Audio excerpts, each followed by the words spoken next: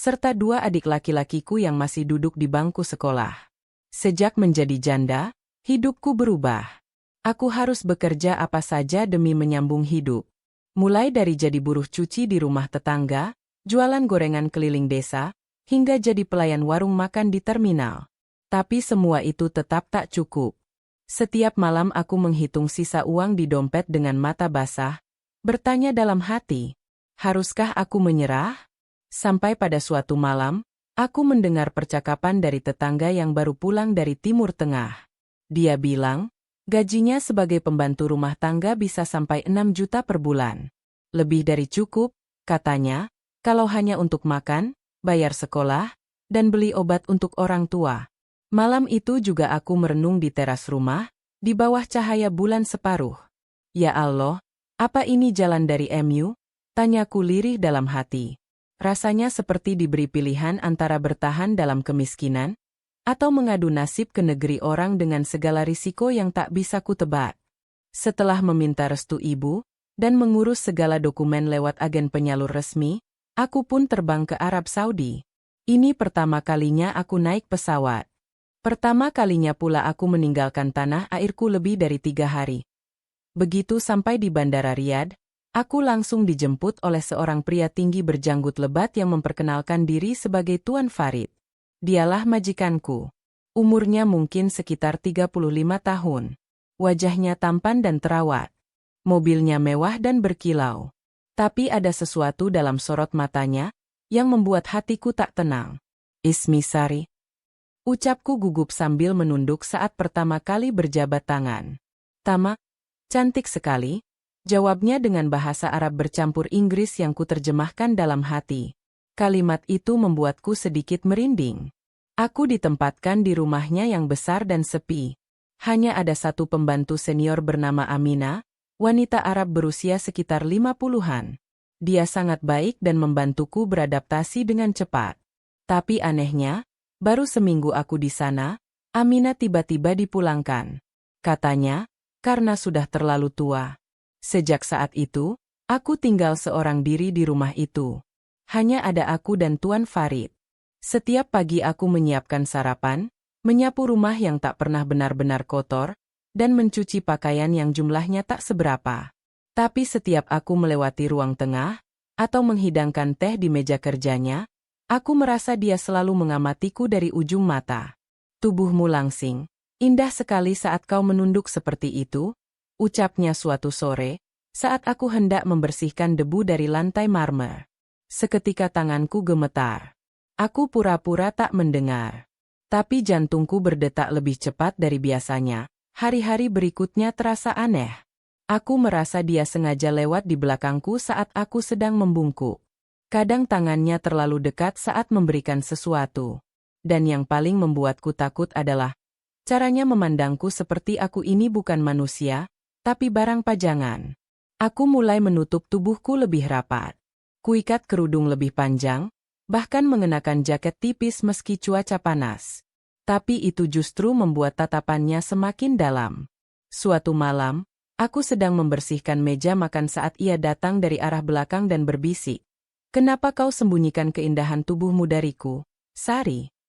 Aku terkejut. Bulu kudukku berdiri. Tapi aku tak berani menatap wajahnya. Aku hanya berkata lirih, "Maaf, Tuan, saya hanya pembantu. Saya tidak pantas menerima kata-kata seperti itu." Tapi dia hanya tertawa pelan. "Kau akan menjadi lebih dari pembantu. Tunggu saja." Malam itu aku tidak bisa tidur. Kutatap langit-langit kamar yang mulai terasa sempit. Seolah udara di dalamnya semakin menekan. Apakah ini awal petaka? Atau hanya rasa takut berlebihan dari seorang wanita biasa sepertiku? Beberapa hari kemudian, aku diberitahu bahwa kamar tidurku akan dipindahkan lebih dekat dengan kamar Tuan Farid, agar katanya lebih mudah jika aku dibutuhkan tengah malam. Aku tak bisa berkata apa-apa. Aku tahu, suara hatiku ingin berteriak, tapi lidahku keluh. Dan malam itu, dari balik pintu kamar yang tidak terkunci, aku mendengar suara langkah kaki mendekat. Jantungku berdegup seperti genderang perang. Aku tahu, ini bukan mimpi, tapi aku belum siap menghadapi kenyataan yang akan datang. Langkah kaki itu berhenti tepat di depan pintu kamar. Suara napas berat terdengar jelas dalam keheningan.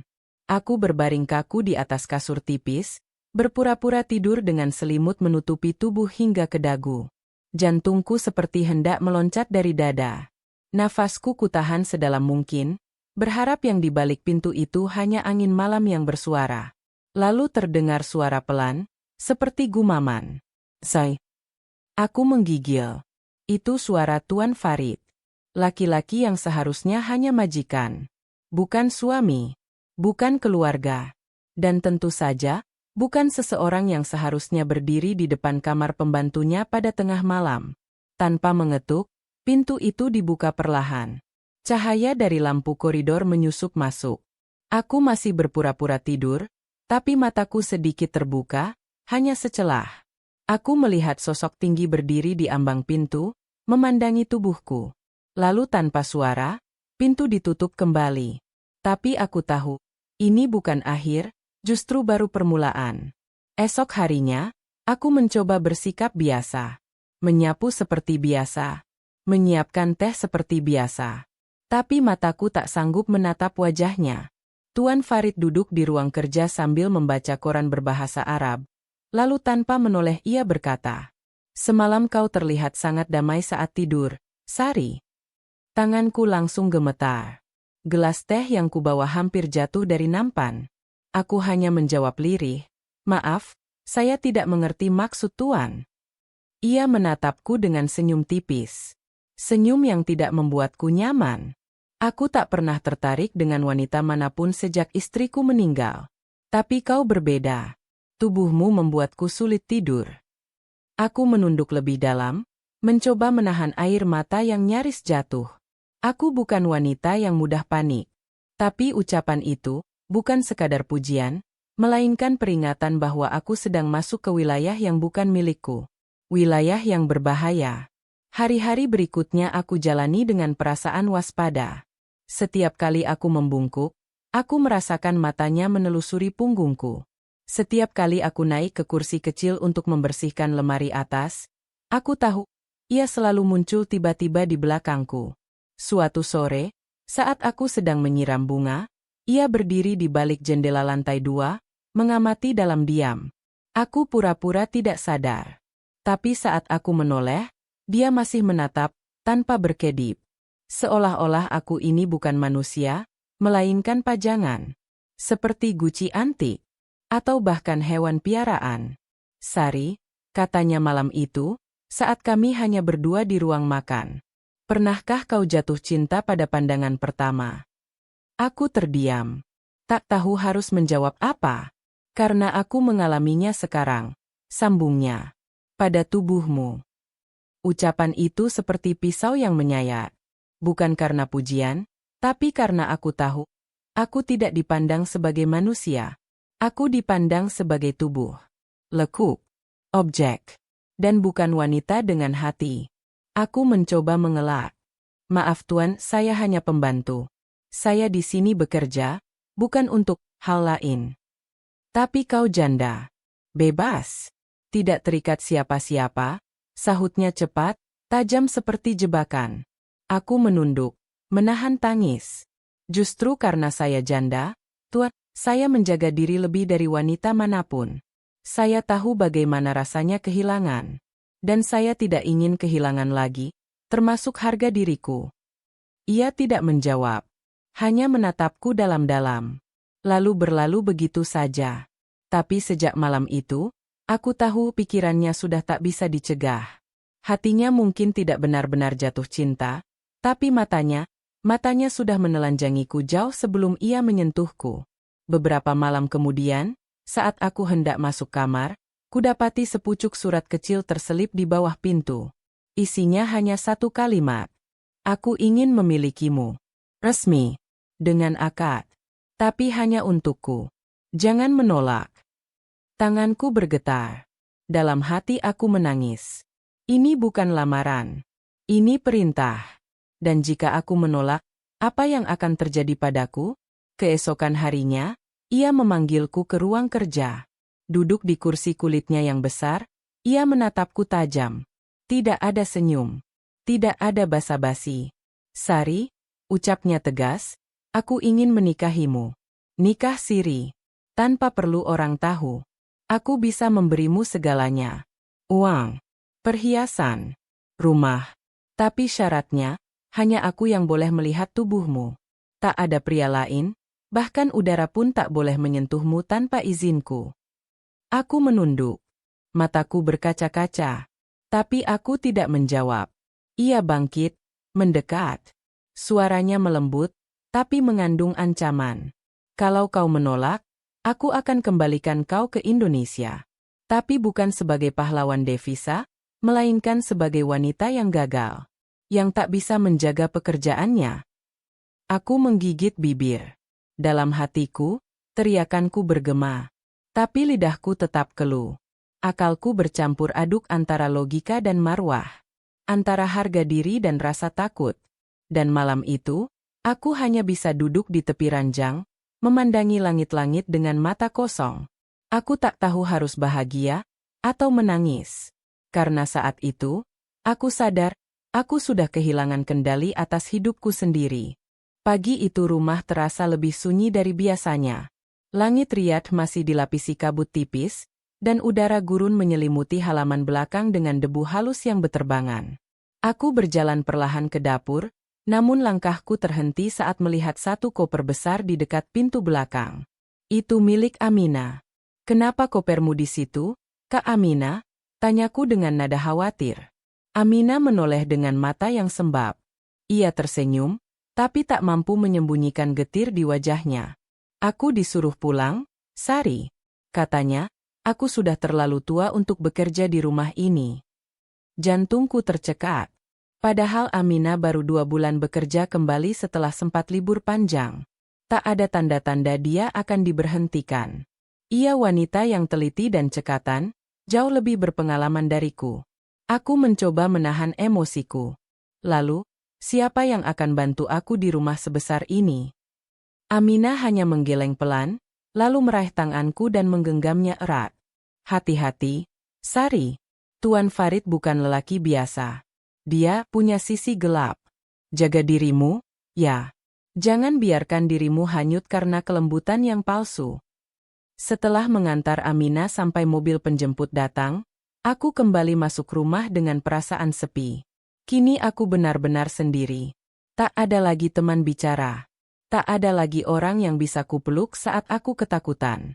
Dan yang tersisa hanyalah dinding-dinding bisu, dan mata sang majikan yang seakan selalu mengikutiku kemanapun. Malamnya, aku dipanggil ke ruang tamu. Tuan Farid duduk dengan tenang sambil menyeruput kopi. Wajahnya tampak santai, bahkan agak ramah. Tapi senyum itu tetap membuatku waspada. Sari, mulai malam ini, kamar tidurmu dipindahkan ke lantai 2. Tepat di sebelah kamarku. Supaya kalau aku butuh apa-apa, kau bisa cepat datang. Aku hanya menunduk. Baik, Tuan. Tapi di dalam hati, aku menangis. Kamar baru itu jauh lebih luas daripada kamarku sebelumnya di lantai 1. Tapi tak ada jendela. Dan pintunya tanpa kunci.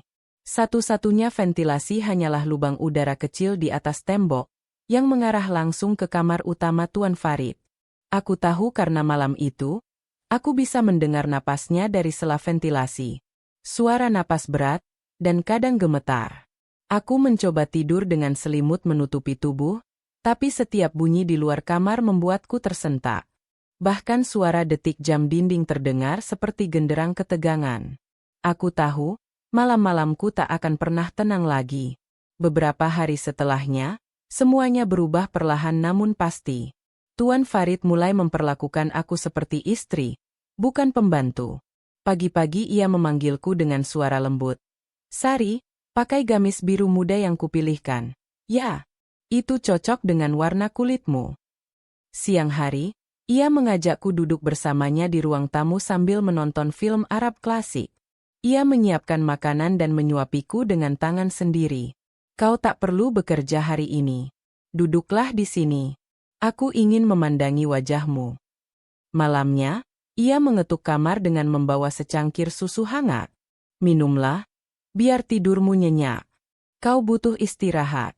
Kau milikku sekarang. Hatiku semakin berkecamuk. Di depan orang, mungkin terlihat seperti perlakuan manis dari seorang suami pada istri. Tapi aku tahu, semua itu hanya bentuk lain dari penguasaan. Ia tak pernah bertanya apakah aku nyaman. Ia tak pernah bertanya apakah aku mau. Semua keputusan diambil sepihak. Pada malam kelima setelah aku pindah kamar, ia mendatangiku dengan mengenakan jubah putih dan membawa sebuah kalung emas yang berkilauan. Ini hadiah untukmu. Dan mulai malam ini, kita akan tinggal sekamar. Aku sudah siapkan penghulu rahasia. Besok pagi, kita akan menikah siri. Aku terdiam. Tak bisa mengucap sepatah kata pun. Jangan khawatir, ujarnya sambil tersenyum, lalu mengusap pipiku perlahan. Kau akan kubahagiakan dengan cara yang tak pernah kau bayangkan. Air mataku menetes. Bukan karena haru, tapi karena aku merasa tak punya jalan lain. Aku ingin menolak. Tapi setiap kali kuingat wajah ibuku yang sakit-sakitan di rumah, dua adikku yang bergantung pada kirimanku, aku kehilangan kekuatan untuk berkata tidak. Dalam sekejap, seluruh hidupku seperti bukan milikku lagi. Pagi hari itu datang seperti biasa. Tapi bagiku, tidak ada yang biasa. Aku mengenakan gamis putih yang ia siapkan. Ia tersenyum puas melihatku berjalan perlahan dari kamar ke ruang kerja, di mana penghulu telah menunggu. Tanpa saksi keluarga, tanpa restu ibu, tanpa cinta di hati. Hanya ada satu ikatan, antara wanita yang lemah dengan pria yang tergila-gila pada tubuhnya. Aku terima nikahnya Sari binti Suripto dengan mas kawin yang tersebut tunai. Aku menangis dalam diam. Di mataku, bukan pernikahan yang terjadi, tapi penyerahan penuh atas diriku sendiri, atas nama nasib dan tekanan. Dan saat malam tiba, kamar kami menjadi satu. Aku menatap langit-langit, untuk kesekian kalinya, mencoba meyakinkan diriku bahwa semua ini hanya mimpi buruk yang akan segera berlalu. Tapi suara napas berat dari pria yang kini sah menjadi suamiku membuyarkan segalanya. Ia mendekat, menatapku dengan mata haus yang penuh obsesi. Dan untuk pertama kalinya, aku benar-benar merasa sendirian, meski sedang bersama seseorang. Pagi setelah akad itu, aku bangun dengan mata sembab dan tubuh lemas. Bukan karena letih fisik, tapi karena jiwaku seperti terkuras habis. Rasanya seperti bangun di dunia lain, bukan lagi di rumah majikanku, tapi di sebuah ruang kosong tanpa arah. Tuan Farid menyapaku dengan senyum tipis. Selamat pagi, istriku. Mulai sekarang, jangan panggil aku tuan lagi. Panggil aku suamimu. Farid. Aku hanya mengangguk pelan. Tak sanggup berkata apa-apa. Bahkan saat ia menyuapiku sarapan, aku merasa seperti boneka. Semua terlihat manis dari luar, tapi hatiku menjerit tanpa suara. Hari itu rumah kembali sepi. Tak ada tamu. Tak ada aktivitas lain selain kami berdua. Farid duduk membaca buku, kadang memainkan jari-jariku di sela-sela waktunya. Ia memperhatikan setiap inci tubuhku, seolah tak pernah bosan. Aku tak butuh banyak wanita, katanya suatu malam. Cukup satu, asalkan sempurna, seperti tubuhmu. Aku menoleh padanya. Lalu hatiku, Farid, apakah kau juga mencintai hatiku? Ia tertawa pelan. Hatimu akan ikut menyusul. Nanti, setelah tubuhmu benar-benar menjadi milikku. Jawaban itu menghantam dadaku seperti palu. Aku tahu, dia tak peduli soal cinta. Yang ia inginkan hanyalah bentuk, lekuk, dan pemuas keinginan. Aku bukan istri di matanya. Aku hanya properti yang sudah ia beli dengan mahar. Malam itu, ia menyentuh rambutku, lalu mencium dahiku. Sari, kau harus tahu, katanya pelan. Aku pernah menikah. Tapi semua wanita itu meninggalkanku. Mereka tak bisa memberiku apa yang kubutuhkan. Tubuh mereka tidak sesempurna milikmu. Aku bergidik. Mereka meninggalkanmu, atau kau yang membuat mereka pergi? Farid menatapku. Wajahnya berubah dingin. Jangan bertanya terlalu banyak. Mereka tidak kuat, karena mereka bukan kau. Aku berbalik, memalingkan wajah. Air mataku tak bisa kutahan. Aku tidak ingin jadi istri yang hanya dipandang dari luar. Aku ingin dihargai, bukan dikoleksi. Farid berdiri dari kursinya dan berjalan menuju jendela. Ia membuka tirai dan memandangi kota Riyadh yang mulai berpendar dengan lampu-lampu malam. Kalau aku hanya ingin tubuhmu, Sari, aku tak akan menikahimu. Tapi aku ingin kau jadi milikku sepenuhnya. Dan pernikahan adalah cara paling aman untuk itu. Kata-kata itu tak membuatku tenang. Justru sebaliknya. Pernikahan yang seharusnya menyatukan dua hati, kini menjadi jerat yang mengikat tubuhku tanpa izin dari jiwaku. Beberapa hari setelah itu, aku mulai kehilangan jati diriku. Aku tidak lagi bekerja membersihkan rumah. Tidak lagi memasak. Tidak lagi beraktivitas seperti dulu. Farid memintaku hanya berada di rumah, di sisinya. Ia tidak ingin aku keluar tanpa izinnya. Bahkan keluar ke halaman pun hanya jika ditemani olehnya. Aku takut mata orang lain melihat tubuhmu, Sari. Bahkan jika hanya bayanganmu sekalipun. Katanya dengan nada posesif. Aku mencoba menolak. Tapi aku butuh ruang. Aku butuh udara. Ia mendekat. Tangannya mencengkeram lenganku. Kau sudah kuhalalkan. Tubuhmu milikku. Kalau kau ingin kembali ke Indonesia, silakan. Tapi bukan dengan nama baik. Aku bisa bilang apa saja kepada sponsor penyalur. Mereka akan percaya padaku. Aku gemetar. Ancaman itu nyata. Sekali aku diusir tanpa alasan, maka riwayat kerjaku di luar negeri akan habis. Aku tidak akan bisa kembali. Dan yang lebih buruk, mungkin aku akan dicap sebagai pembantu pembangkang atau wanita penggoda. Aku tahu, aku terjebak dalam perangkap. Perangkap yang kubuat sendiri saat memutuskan pergi ke negeri ini demi keluarga. Suatu malam, setelah makan malam, Farid kembali membawaku ke ruang tengah. Ia menyuruhku duduk di lantai berkarpet tebal sambil memijat kakinya. Sari, nanti kita akan tinggal di rumahku yang satunya. Lebih besar. Lebih tertutup. Hanya ada aku dan kau, katanya sambil membelai rambutku. Aku menatapnya dengan mata berkaca-kaca. Farid, apakah kau benar-benar mencintaiku? Ia menatapku sejenak, lalu tersenyum. Aku tidak butuh cinta. Cinta itu tidak bisa kulihat. Tapi tubuhmu bisa. Tubuhku gemetar. Aku merasa seperti tenggelam dalam ruang gelap tanpa cahaya. Suara hatiku sudah terlalu lelah untuk berteriak. Dan aku tak punya siapa-siapa di sini. Keesokan harinya, aku bangun lebih awal dari biasanya. Hening. Tak ada suara langkah Farid. Aku memutuskan berjalan perlahan ke ruang kerja yang biasa ia gunakan. Tapi di balik pintu yang setengah terbuka, aku melihat sesuatu yang mengejutkan. Farid sedang berbicara lewat video call dengan seorang pria lain, memperlihatkan foto-foto wanita. Aku mendengar dia berkata, yang ini sudah kubawa ke rumah baruku. Lekuk tubuhnya sempurna. Tapi aku ingin satu lagi, yang lebih muda. Tubuhku membeku. Mataku membelalak. Foto yang diperlihatkan Farid adalah foto diriku. Dan foto-foto lain yang berserakan di meja itu adalah wanita-wanita sebelumnya. Saat itu aku sadar. Aku bukan istri satu-satunya. Bahkan bukan satu-satunya koleksi yang ia simpan. Aku hanya bagian dari deretan wanita yang dijadikan objek. Disukai karena lekuk tubuh. Dibanggakan seperti harta. Lalu, entah dibuang kemana saat dia bosan. Dan malam itu, saat aku kembali ke kamar, aku bersumpah, aku akan pergi dari rumah ini. Dengan atau tanpa harga diri yang tersisa. Malam itu aku menangis diam-diam. Duduk di pojok kamar dengan tubuh berselimut rapat. Seolah kain ini mampu melindungi jiwa yang sudah robek. Aku memandangi jendela kecil di dinding, satu-satunya celah yang tersisa untuk menatap dunia luar. Tapi yang kulihat hanya tembok tinggi dan langit gelap. Tak ada harapan. Tak ada kebebasan. Kalimat-kalimat yang ku dengar dari Farid tadi siang masih terngiang di kepalaku. Kata-kata yang seharusnya tak pernah keluar dari mulut seorang suami.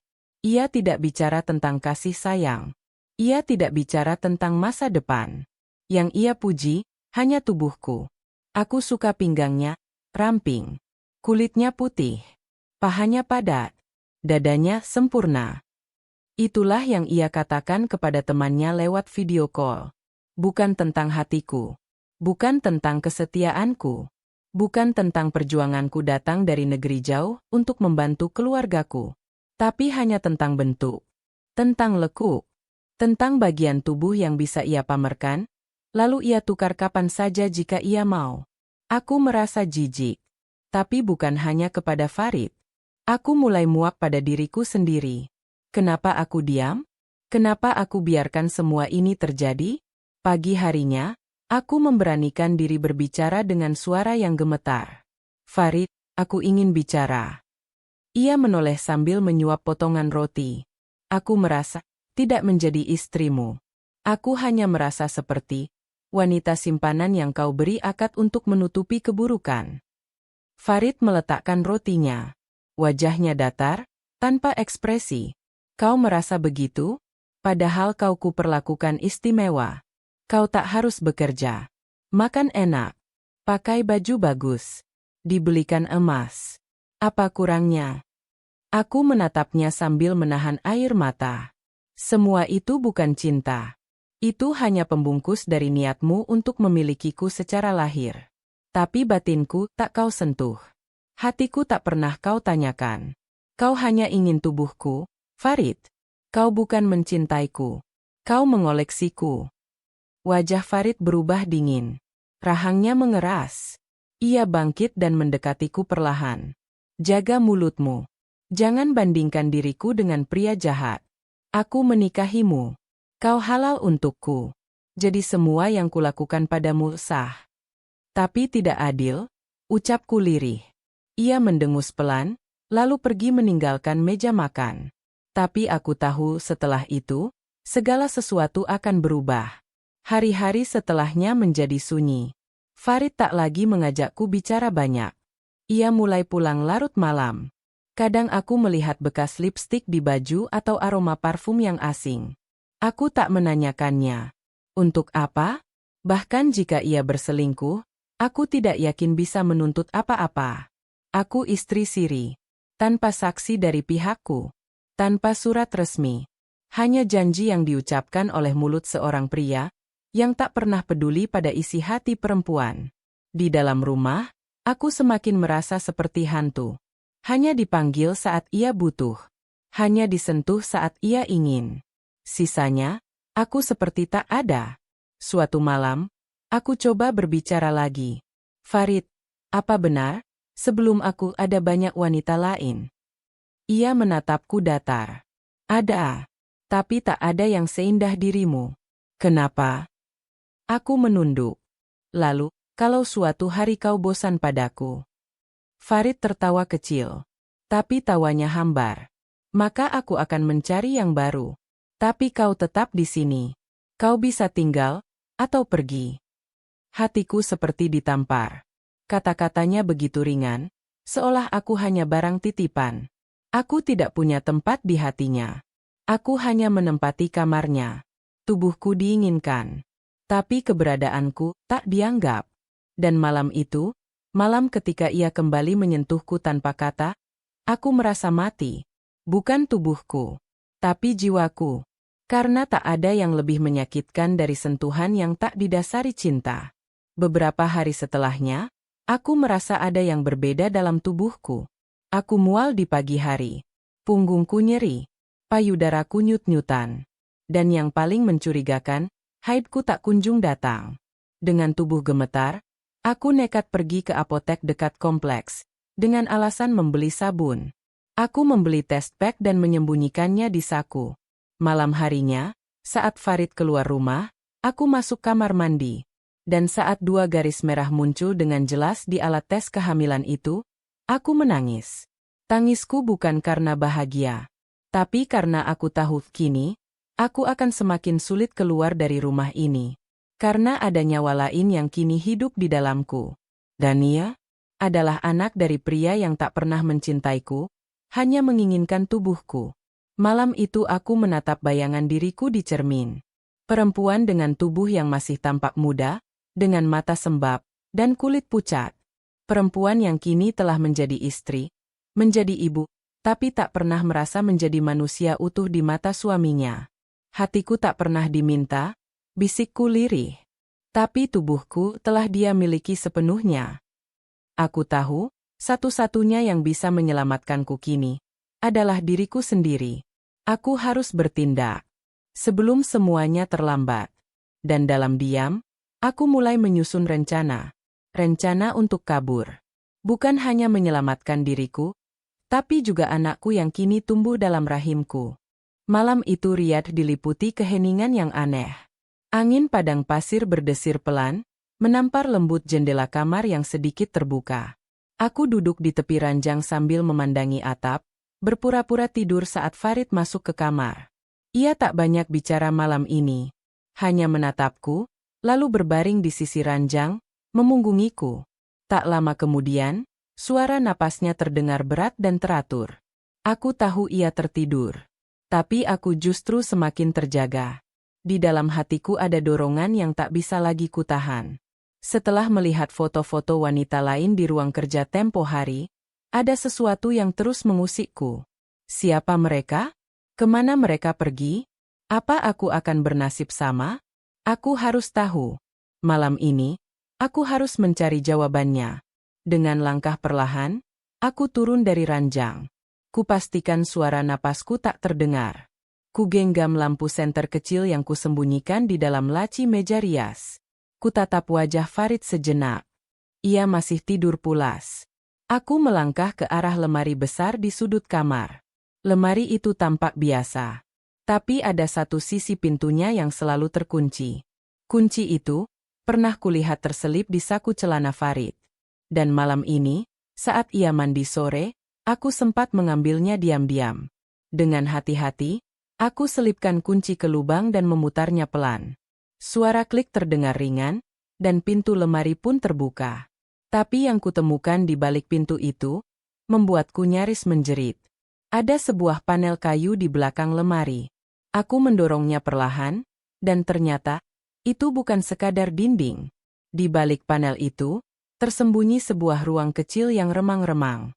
Ukurannya tak besar, mungkin hanya 2 meter persegi. Tapi isinya, seperti museum pribadi yang tak seharusnya dimiliki seorang manusia. Di sana tergantung gaun-gaun wanita dari berbagai model dan warna. Sebagian dari Indonesia, sebagian lain dari negara Asia dan Afrika. Di meja kecil di dalam ruang itu, tersusun puluhan bingkai foto. Wajah-wajah wanita. Sebagian tersenyum, sebagian tampak kosong. Dan di antara foto-foto itu, ada fotoku. Tubuhku gemetar. Napasku tercekat. Aku mengambil satu bingkai dan membaca tulisan kecil di bawahnya. Siti, 2016, tubuh mungil, kulit coklat, cepat bosan. Yang lain bertuliskan, Maya, 2018, dada montok, tak tahan 2 bulan. Tanganku mulai gemetar hebat. Ternyata, aku bukan satu-satunya. Bahkan bukan yang pertama. Aku hanyalah satu dari sekian banyak wanita yang pernah ia nikahi, entah secara resmi atau tidak. Dan ketika bosan, mereka hilang begitu saja. Entah kemana. Keringat dingin membasahi tengkukku. Ku telusuri ruang kecil itu lebih dalam. Di sudutnya, ada kotak besi kecil. Saat ku buka, isinya membuat hatiku nyaris berhenti berdetak. Beberapa paspor wanita dari negara berbeda. Indonesia, Filipina, Ethiopia. Semua sudah kedaluarsa. Semua milik wanita-wanita yang tak pernah disebut Farid. Tapi jelas mereka pernah tinggal di sini, sebelum aku. Aku menutup kotak itu buru-buru. Dadaku sesak. Aku harus keluar dari sini sebelum Farid bangun. Tapi sebelum aku kembali ke tempat tidur, sesuatu menarik perhatianku. Sebuah buku catatan kecil, terselip di antara bingkai foto. Dengan tangan gemetar, kubuka halaman pertama. Di sana tertulis, catatan milikku. Semua wanita ini telah kucicipi. Mereka tak bertahan lama. Tapi satu yang istimewa, Sari. Aku harap dia tak membacanya. Darahku seperti berhenti mengalir. Aku menutup buku itu dan menyusup keluar dari ruang rahasia. Kututup kembali lemari, kunci kupasang seperti semula. Aku kembali ke ranjang dan berpura-pura tidur. Tapi tubuhku menggigil. Tangisku mengalir diam-diam. Farid bukan hanya pria posesif. Predator. Esok paginya, aku menyusun rencana. Aku tahu, satu-satunya cara menyelamatkan diri adalah mencari bantuan dari luar. Tapi siapa? Aku tak punya kenalan. Tak ada orang yang bisa kupercaya. Tiba-tiba aku teringat nama yang pernah disebut Amina sebelum ia dipulangkan. Kalau ada apa-apa, hubungi Fatimah. Dia orang KBRI, pernah bantu pembantu yang bermasalah. Aku harus temukan Fatimah. Tapi bagaimana caranya? Siang itu, saat Farid pergi keluar rumah, aku pura-pura membereskan ruang kerja. Aku menyalakan laptopnya, mencari folder yang berisi kontak dan dokumen penting. Setelah beberapa menit mencari, akhirnya kutemukan. Kontak konsulat, Fatimah Riyad. Alhamdulillah. Segera kucatat nomor itu di potongan kertas kecil dan kusembunyikan di dalam bra. Aku tahu, jika Farid menemukan kertas ini, aku tamat. Tapi aku tak peduli. Ini satu-satunya kesempatan. Malam harinya, aku menelepon diam-diam dari telepon rumah, saat Farid sedang mandi. Telepon berdering 3 kali, lalu terdengar suara wanita lembut di ujung sana. Fatimah bicara. Siapa ini? Aku berbisik dengan suara tercekat. Saya Sari. TKW asal Indonesia. Saya butuh bantuan. Saya dinikahi siri oleh majikan. Tapi saya hanya dijadikan koleksi. Tolong selamatkan saya. Ada jeda sejenak. Lalu suara Fatimah menguat, tegas dan penuh simpati. Tenang, Sari. Jangan panik. Kita akan bantu kamu. Berikan alamatmu. Dan jangan bilang siapa-siapa. Kami akan datang. Aku menangis seketika. Tangis lega. Tangis ketakutan yang menumpuk selama ini. Akhirnya, ada secercah cahaya dalam terowongan gelap hidupku. Tapi aku tahu, sebelum semuanya berakhir, aku masih harus menghadapi satu malam lagi bersama Farid. Malam yang akan menentukan apakah aku akan berhasil keluar, atau akan menjadi bingkai foto berikutnya di lemari rahasia itu. Malam itu adalah malam terakhir. Aku tahu itu. Tubuhku memang masih berada di rumah ini. Tapi jiwaku sudah setengah pergi. Aku hanya perlu satu langkah lagi. Satu waktu yang tepat untuk keluar dari neraka yang diselimuti kemewahan ini. Langit Riyadh gelap pekat. Tak ada bintang. Tak ada suara kendaraan. Hanya ada angin padang pasir yang berhembus lembut, seolah ikut menyaksikan perjuanganku malam itu. Aku duduk di pojok kamar, memegangi perutku yang sudah mulai terasa berat. Aku belum tahu berapa usia kehamilan ini. Tapi aku yakin, nyawa kecil itu tumbuh dari luka. Dan aku tak ingin luka ini diwariskan kepadanya. Farid belum pulang. Sudah lewat tengah malam. Tapi biasanya, ia pulang saat dini hari dengan wajah letih, atau aroma parfum wanita lain menempel di bajunya. Kucengkeram tas kecil yang telah kusiapkan. Isinya hanya sedikit pakaian, uang saku, dan kertas berisi alamat Kedutaan Besar Republik Indonesia yang kutulis dari website Farid sebelumnya. Dan tentu saja, secuil harapan bahwa aku bisa bebas. Tiba-tiba terdengar suara pintu gerbang terbuka. Mobil masuk. Suara langkah Farid menyeret-nyeret menuju tangga. Aku cepat-cepat pura-pura tidur, menyelubungi tubuhku dengan selimut tebal. Pintu kamar terbuka. Farid masuk dengan langkah berat. Matanya sedikit merah, napasnya berbau alkohol. Entah dari mana ia mendapatkannya, padahal negeri ini melarangnya. Ia berjalan ke sisi ranjang dan duduk di sebelahku. Tangannya menyentuh bahuku. Saril, bangun. Aku butuh kau malam ini. Aku bergeming. Pura-pura lelap. Sari? Suaranya mulai meninggi. Aku membuka mata perlahan, dengan ekspresi mengantuk. Saya sedang tidak enak badan, Farid. Ia menghela napas panjang, lalu menatapku dengan wajah kusut. Kenapa akhir-akhir ini kau makin dingin? Kau istriku, Sari. Kau milikku. Aku tak menjawab. Tapi dalam hati, aku ingin berteriak, aku bukan milik siapapun. Farid berdiri dan berjalan mondar-mandir di kamar, seperti sedang menahan amarah. Lalu ia membalikkan badan dan berkata, "Kau tahu semua wanita sebelummu menyerah. Tapi aku harap kau tidak." Kalimat itu adalah pengakuan tanpa rasa bersalah. Ia tidak menyesali perbuatannya. Ia hanya ingin terus memiliki, tanpa peduli siapa yang disakiti. Aku menatap matanya dan berkata dengan suara pelan, "Aku bukan benda, Farid. Aku bukan lukisan yang kau simpan, bukan tubuh yang kau nikmati saat kau mau, lalu kau abaikan saat bosan. Aku perempuan. Aku manusia. Aku punya hati." Ia tertawa pendek. "Tapi lihat dirimu, Sari. Kau tetap di sini. Kau tetap tidur di ranjang ini. Kau tetap menemaniku, meski kau benci padaku." Aku mengangguk pelan. "Iya, aku tetap di sini. Tapi hanya sampai malam ini." Wajah Farid berubah. "Apa maksudmu?" Aku menatapnya tajam. "Besok aku pergi. Aku akan keluar dari rumah ini. Dari hidupmu. Dan kau tak akan bisa menghentikanku." Ia melangkah cepat ke arahku, menggenggam tanganku keras. "Kalau kau pergi, Sari, aku akan pastikan kau tak bisa pulang. Aku akan kirim namamu ke blacklist agen. Aku bisa buat laporan palsu bahwa kau pencuri. Mereka akan percaya padaku." Tangan Farid mencengkram bahuku. Tapi aku tak gentar lagi. Aku tahu, malam ini adalah pertaruhan nyawa. Dan aku tak akan kalah. Dengan sekuat tenaga, aku dorong tubuhnya. Ia terhuyung ke belakang. Lalu aku lari keluar kamar, menuruni tangga dengan cepat. Tas kecil ku gendong erat. Kupastikan pintu depan tak terkunci. Farid berteriak dari atas, "Sari, berhenti.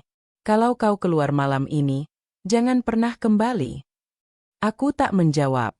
Tanganku memutar gagang pintu dan membukanya lebar. Udara dingin menyambut wajahku. Untuk pertama kalinya setelah berbulan-bulan, aku merasa hidup kembali. Di luar, mobil hitam tanpa plat menunggu. Sopir perempuan membuka kaca jendela. "Kau Sari." Aku mengangguk cepat. "Masuk. Aku Fatimah. Kita bawa kau ke tempat aman." Aku masuk ke mobil dengan napas tersengal. Tangisku pecah. Fatimah menggenggam tanganku erat. "Kau sudah selamat, Sari.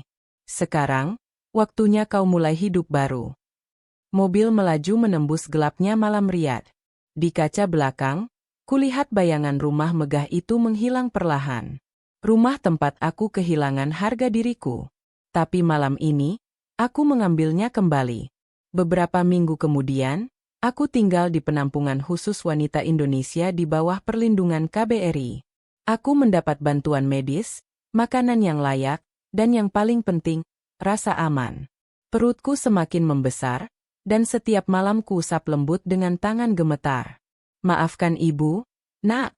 Ibu pernah lemah. Tapi mulai sekarang, kita kuat bersama."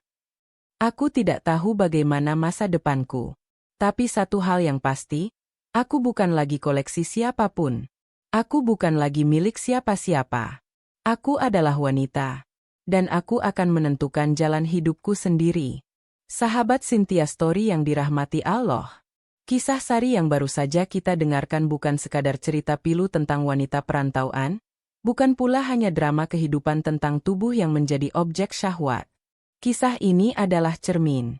Cermin bagi kita semua, terutama bagi para wanita yang sedang berjuang di tanah orang demi menyambung hidup, demi keluarga yang dicintai, dan demi harapan yang nyaris padam. Dalam cerita ini, Sari bukan wanita lemah. Ia adalah wanita yang terpaksa diam. Ia menahan tangis bukan karena ia tak ingin menangis, tapi karena air mata tidak lagi cukup untuk menebus kenyataan. Tubuhnya dipuja, diperebutkan, dikagumi, namun hatinya diabaikan. Ia menjadi istri, tapi tak pernah benar-benar menjadi manusia di mata suaminya. Pelajaran paling dalam yang bisa kita petik adalah, wanita bukan benda. Seindah apapun lekuk tubuhnya, semenarik apapun wajahnya, semua itu bukan untuk dikoleksi. Tubuh wanita bukan pajangan. Ia bukan barang dagangan. Ia adalah titipan dari Allah yang harus dijaga, dihormati, dan dihargai. Dan bagi para pria, kisah ini menjadi peringatan keras bahwa saat seseorang mencintai hanya karena rupa, maka ia mencintai yang fana. Karena wajah akan menua, tubuh akan berubah. Tapi hati, jika dicintai dengan tulus, akan tetap indah hingga ajal menjemput. Sari akhirnya berhasil keluar dari kegelapan. Tapi berapa banyak wanita lain di luar sana yang tidak seberuntung dirinya? Berapa banyak wanita yang hingga kini masih menjadi korban dalam jeruji pernikahan tanpa cinta, tanpa hak, dan tanpa pilihan? Sahabat semua, jika kita pernah merasa terjebak dalam hidup yang tak adil, yakinlah, Allah melihat. Mungkin jalan keluar tidak datang cepat, tapi ia akan datang. Seperti malam yang berganti pagi, seperti air mata yang akhirnya kering. Pertolongan Allah selalu tiba bagi hambanya yang bertahan. Bagi para janda, para wanita pekerja, dan siapapun yang pernah disakiti oleh dunia, tetaplah tegar. Jangan biarkan perlakuan buruk orang lain membuat kita lupa bahwa kita berharga. Bahwa kita pantas dicintai, bukan karena tubuh, tapi karena hati dan perjuangan kita. Dan jika hari ini kamu sedang dalam kondisi sulit, sedang menahan beban di pundakmu, sedang tersesat di jalan yang gelap, berdoalah. Mintalah pada Allah dengan sepenuh jiwa.